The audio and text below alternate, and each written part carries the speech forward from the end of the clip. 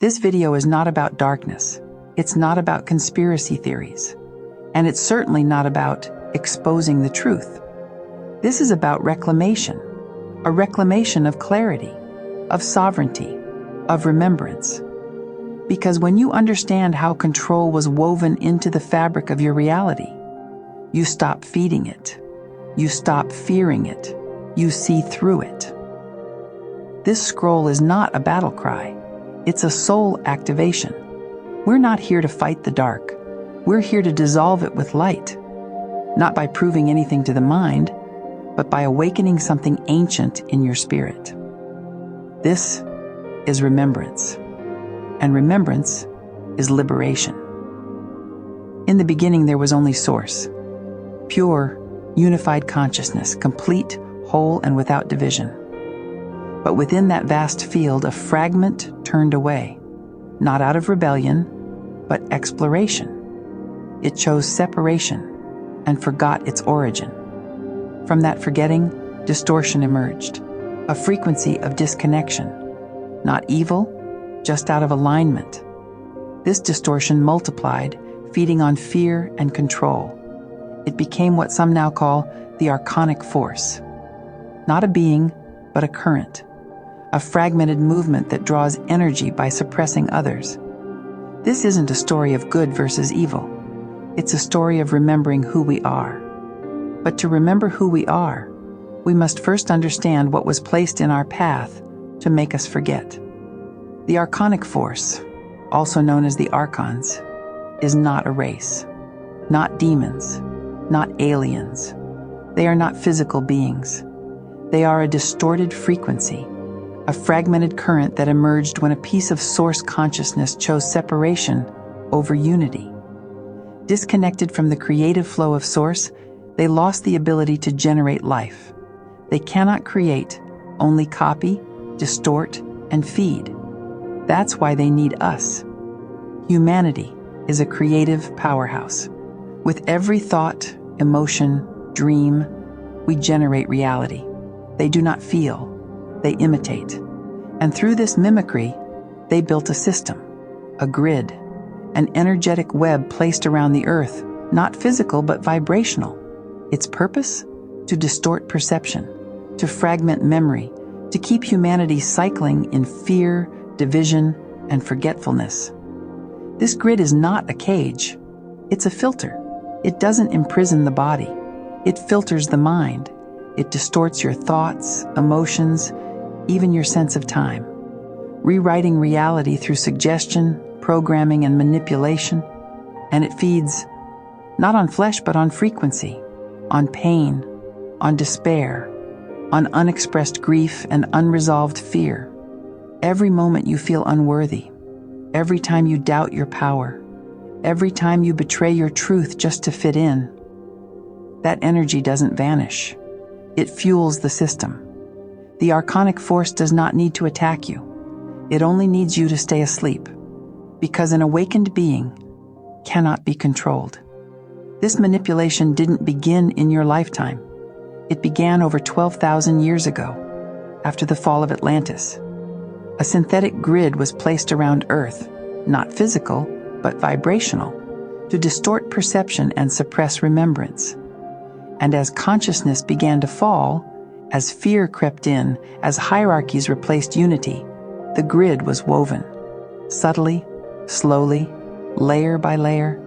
At first it was energetic, a distortion in the field.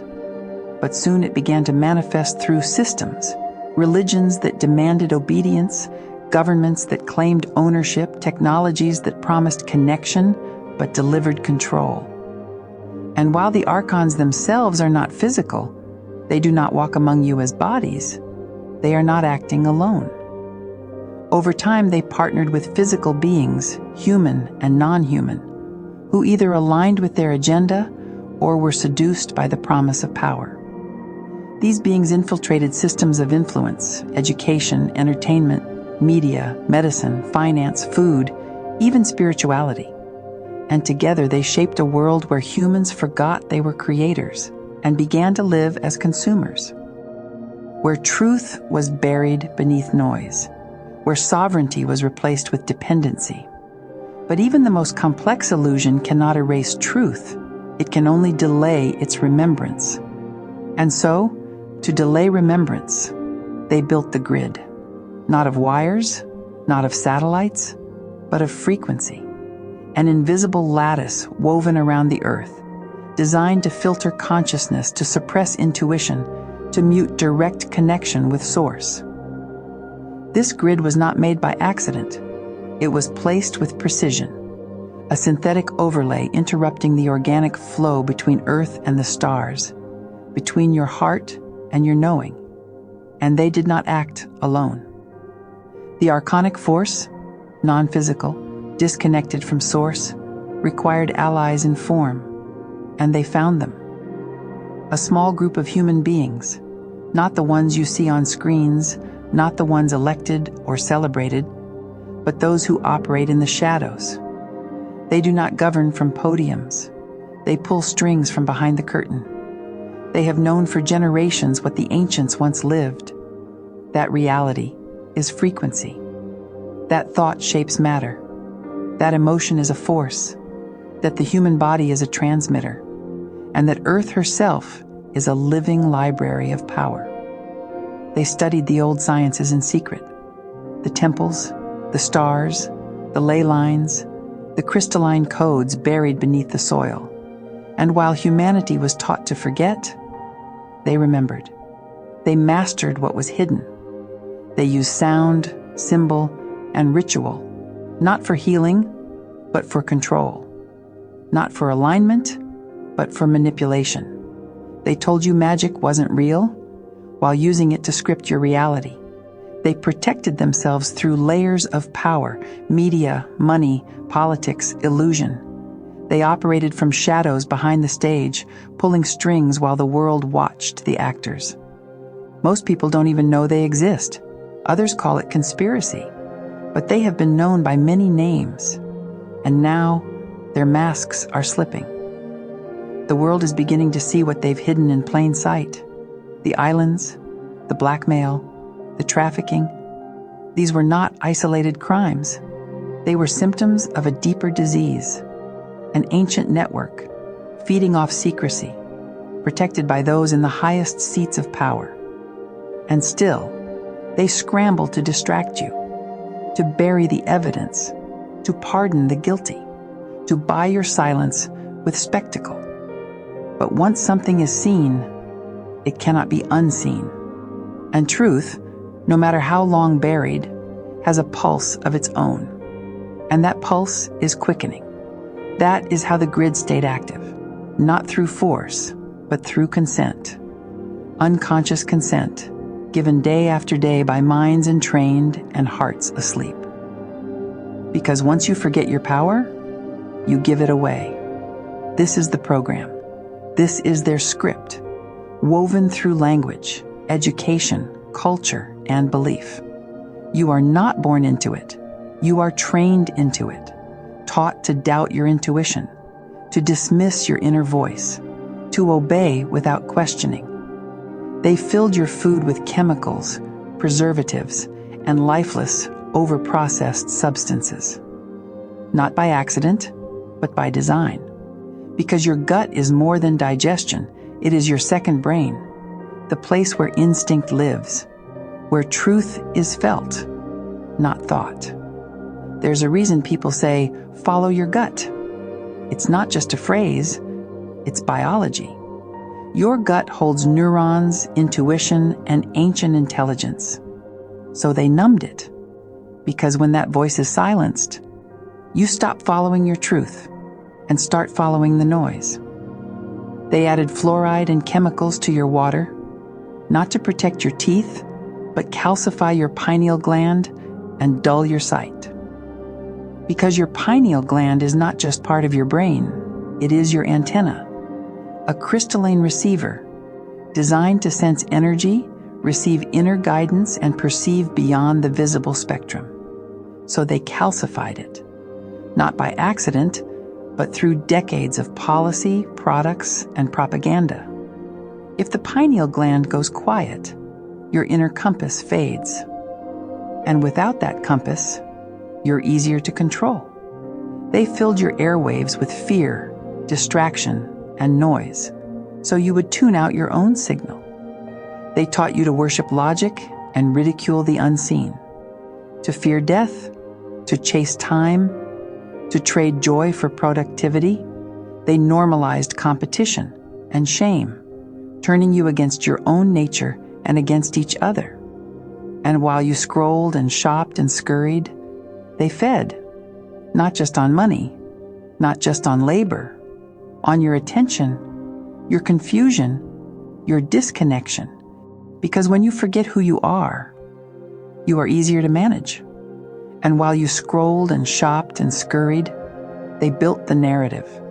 They told you what to want, what to fear, what to buy, what to become. And through screens, slogans, and headlines, they shaped your reality. Not with truth, but with repetition. Because if a lie is repeated enough times, the body begins to believe it. The nervous system adapts. The subconscious absorbs. You didn't ask for this script, but it was handed to you, scene by scene, until it felt like your own. A silent curriculum whispered in every corner of your life. Be quiet. Be good. Be normal. Don't ask why. They didn't come with chains. They came with stories. School taught you to memorize, not to think, to sit still, raise your hand, wait your turn, to trade curiosity for compliance. Work taught you to measure time in hours and value in output, to treat burnout like a badge of honor, to call exhaustion success. The media trained your nervous system. Fear as background noise, distraction as default, division as entertainment. Consumer culture sold you the illusion of choice. Your worth became a product, your longing, a marketing strategy. They didn't need to cage you. They just had to convince you the cage was safety. Technology? Created to connect, redesigned to control. You're always plugged in, but rarely tuned in. This isn't said in anger, it's said in clarity. Because once you see the code, you no longer obey it. This was not a glitch. This was by design. The archonic grid does not need your agreement, only your distraction. It feeds on unconsciousness. It strengthens every time you choose numbness over presence, autopilot over awareness. But here's the truth they could never erase. At any moment you can choose to remember. Not just intellectually, but energetically, cellularly. Because deep in your being, beneath the noise and the static, you still carry the original blueprint. Whole, awake, free. And the moment you turn inward, the grid begins to flicker. This is not about politics, not about left or right or wrong. It goes deeper than ideology. This is about energy, about creation, about understanding how reality truly works. Everything you see unfolding in the world, the chaos, the division, the fear, did not start in laws or headlines or rallies. It started in the field. Every thought, every grudge, every trauma unhealed, every hope held quietly, every act of kindness, every act of cruelty. All of it shapes the energetic blueprint, and that blueprint becomes matter. This isn't about choosing sides. It's about choosing frequency, choosing the future we want to live in, one built on truth, not illusion, one built on unity, not uniformity. A future where we live together in harmony, embracing our differences and remembering how to live in true community. This is not fantasy. We have done it before, and it is our destiny now. What we're living through now, the division, the fear, the illusion of separation, didn't start in our lifetime. It's the result of energetic imbalances seeded thousands of years ago. Those old patterns are now collapsing, not to punish us, but to give us a choice. Will we repeat the past, or will we remember who we truly are and finally choose a different way? But knowing the origin isn't enough. We must also learn to see the present with clear eyes. Because the unraveling we're witnessing now is not the beginning of the end. It's the revelation of what's been hidden all along. The cruelty you witness was not born yesterday. It has roots in silence, apathy, and fear. What has changed is the veil. What has changed is that now you can no longer pretend not to see it. This is not only collapse, this is exposure, and exposure is sacred, because what is revealed can finally be healed. Do not beg the people to wake up. Speak truth as if they already are. Speak not to their fear, but to their strength. You are not powerless. Your voice is not too small. Your kindness is not naive. The chaos you see is not a sign of failure. It is a sign that the old systems know their time is ending. Do not meet hate with hate, but do not confuse silence with peace. Stand, speak, shine, but also build. Build systems of care. Build bridges where others burn them. Build futures your children can walk into with pride. The soul of this world is not gone. It is in labor. And you, the light carriers, the healers, the truth speakers, are the midwives. Do not abandon her now.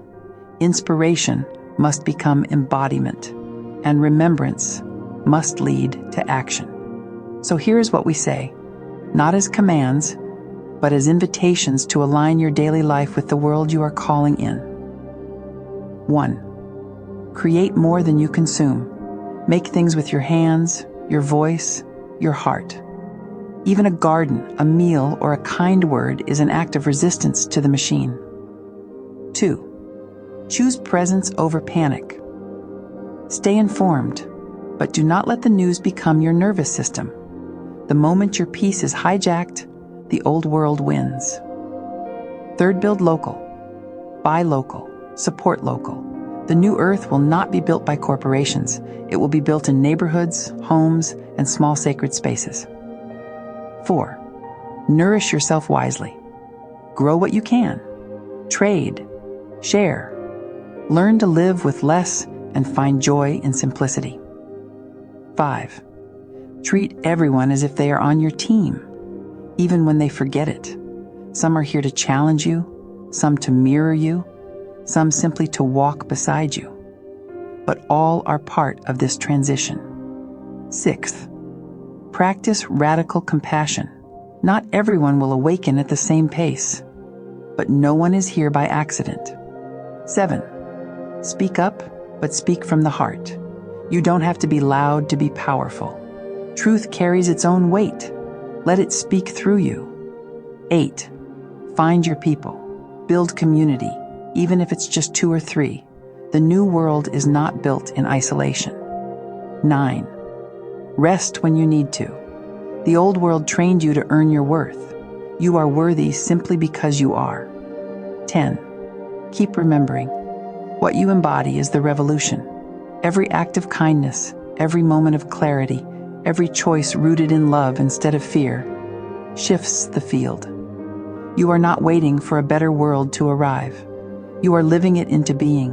One breath, one choice, one day at a time. This is not the end. This is the turning.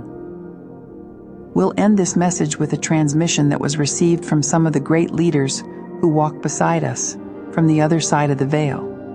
They've been guiding this shift quietly from beyond the physical. And they had a message for us. Here's what they wanted you to hear. To those walking through the great shift, to all who are weary, to all who are awakening, to all who feel the ground shaking beneath systems long worshipped as truth. We say this: you are not losing the world. You are losing the illusion that kept you from seeing it clearly. What is collapsing was never stable. What is dissolving was never divine. What is surfacing now, pain, fear, division, was always there. But now the light is strong enough to reveal it. This is not destruction. This is deprogramming. The systems that told you your worth came from labor, titles, or control are being returned to the dust they came from. The beliefs that said you must compete to survive that there is not enough for all, that healing is a luxury, that peace is weakness, are being seen for what they are, distortions. You are here not to patch the old world, but to midwife the next one. And yes, this can be disorienting. Yes, it can be lonely.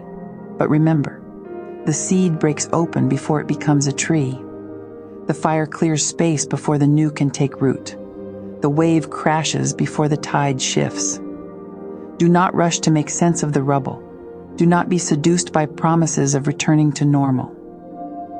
That normal was never just, never whole, never meant to last. Instead, listen deeper, walk slower, feel what wants to rise through you. You don't need to have all the answers. You just need to stay open, honest, and grounded in your truth. Remember, you are the system now. What you embody becomes law in the field. What you normalize becomes the blueprint. What you love becomes the medicine. So speak your truth with tenderness, create with devotion, and never forget you are not alone. You were never alone. The earth is with you. The stars remember you. And the path ahead, though unknown, is holy. Let what's falling, fall. Let what's real, rise. We walk beside you, now and always.